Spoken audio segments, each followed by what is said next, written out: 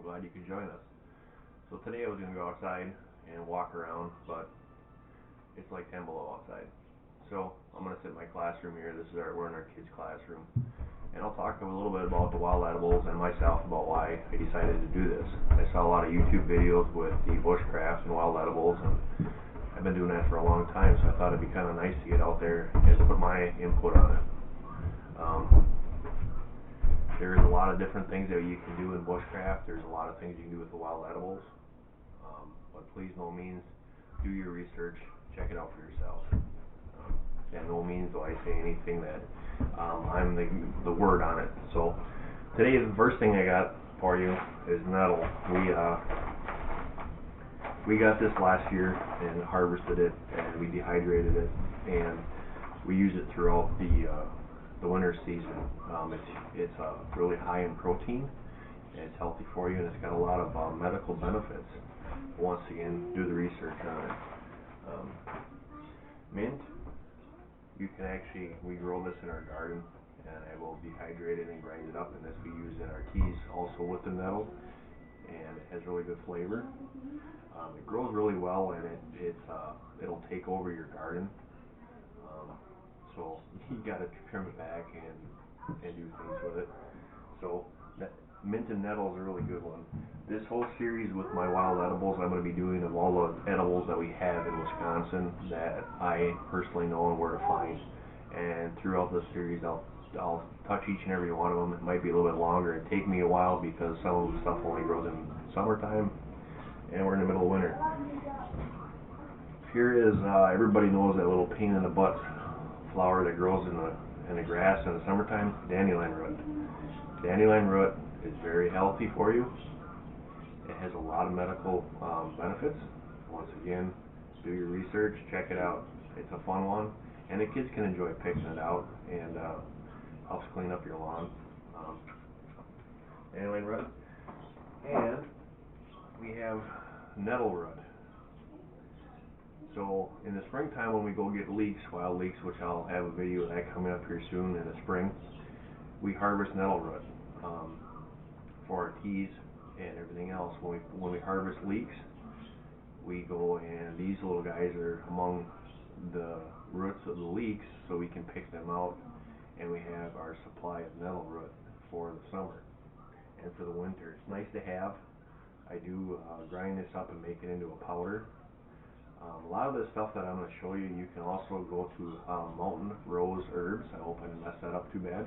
They have a great selection, and I've been buying a lot of stuff from them for years.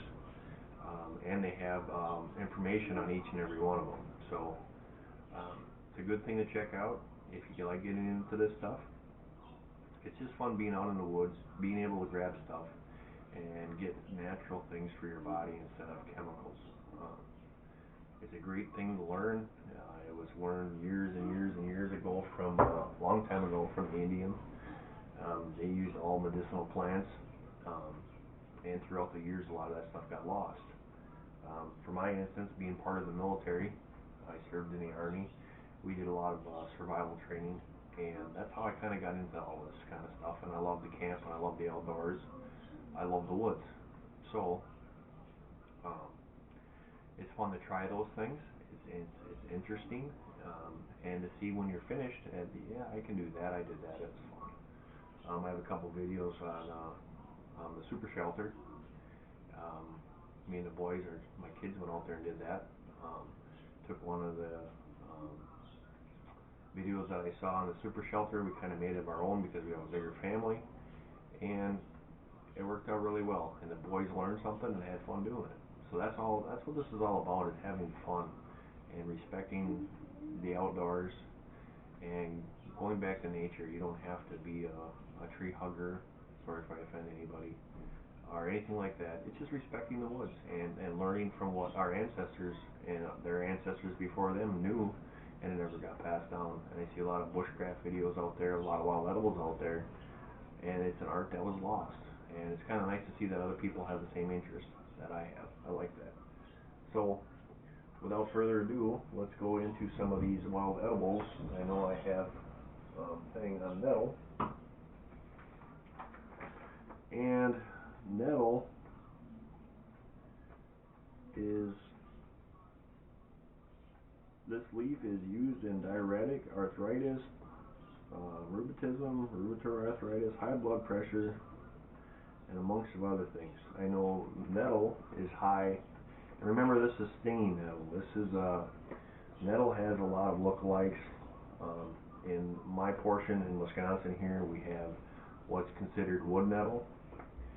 It stings a little bit if you rub it. What's cool is our Creator, our Lord and Father, has put a plant underneath there that's called the jewelweed plant, and it will instantly get rid of the sting. So that's a cool thing. Check it out online. It's an awesome thing. But we actually do put nettle in our breads. It gives us more protein in our bread, which is nice. Gives it a different flavor. But you can find all these things on Mother Earth News is another good website for getting descriptions on stuff, and I'll put that in a link underneath my video today. But you know, a lot of people, they go and do the research, go on and find the things, take some books. I have one of my favorite handbooks is here, is Peterson's Field Guide of Wild Edibles in Eastern and Central North America. This book fits in my pocket. I take it along with me just to double check to see if I got the right plant. I pretty much know all our plants that I have around here that I use, so I don't have to worry about it.